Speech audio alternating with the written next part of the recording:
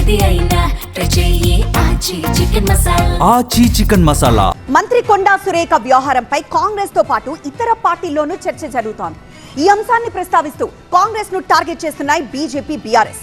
అయితే కొండా సురేఖకు కౌంటర్ ఇస్తూనే ఈ ఎపిసోడ్ వెనక విపక్షాల కుట్ర ఉందని ఆరోపిస్తోంది కాంగ్రెస్.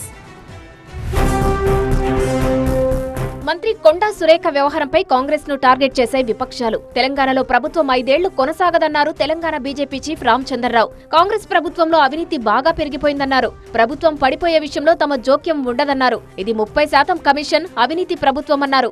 వాళ్ళ దగ్గర వాళ్ళ నాయకులు, వాళ్ళ నాయకత్వం తీరు మీద, వాళ్ళ కార్యకర్తలకు, వాళ్ళ నేతలకు వాళ్ళ మీద విశ్వాసం లేక అసమ్మతి పెరిగి వాళ్ళ ఒక సపరేట్గా ప్యారలల్ మీటింగ్ పెట్టుకుంటున్నారని చెప్పేసి కూడా మనం ఆలోచించాం. సో ఎవరైనా ప్రభుత్వం కంప్లీట్ చేయాలని చెప్పేసి ప్రజలు 5 సంవత్సరాలకు ఇస్తారు. వాళ్ళు పడిపోతే చెప్తాం, మేమైతే దానికి ఇంటర్ఫియర్ కాము.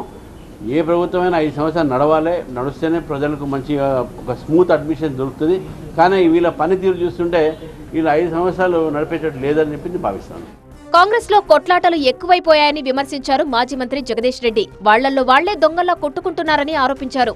కాంగ్రెస్ లో సంక్షోభానికి బీఆర్ఎస్, వైసీపీల కుట్ర ఉందన్న ఆరోపణలను తప్పుబట్టారు. కాంగ్రెస్ కొట్లాట విస్తరాకుల కాడ కుక్కలు కొట్లాడుకున్నట్టుగా ఉంది. కాంగ్రెస్కి అధికారం ఇస్తే ఇదే జరుగుతుంది ఈ రాష్ట్రంలో అనేది మరొకసారి నిరూపితమవుతుంది.